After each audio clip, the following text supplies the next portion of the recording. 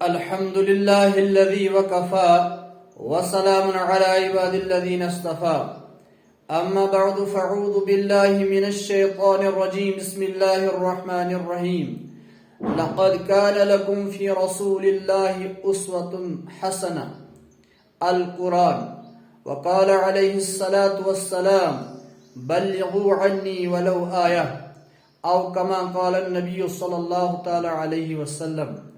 واجب الاحترام ذی عزت ناظرین کرام، جیسا کہ آپ لوگ بخوبی جانتے ہوں گے، اللہ رب العزت اپنی مقدس کتاب میں فرماتے ہیں آپ کے لیے زندگی گزارنے کا سب سے بہترین طریقہ جو ہے، عمدہ طریقہ ہے، جو اسوہ حسنہ اللہ رب العزت اپنی مقدس کتاب میں قرار دیتے ہیں، وہ ہے رسول اللہ صلی اللہ علیہ وسلم کا مبارک لاہ عمل.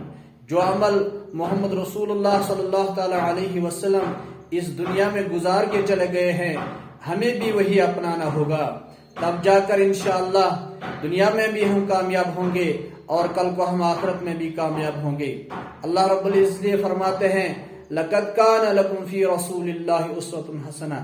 اگر آپ لوگ کامیابی چاہتے ہیں، اگر آپ لوگ کامرانی چاہتے ہیں، تو پھر محمد رسول اللہ صلی اللہ تعالی علیہ وسلم کے اطاعت گزار بن جاؤ اور اللہ رب العزت کے فرما بردار بن جاؤ.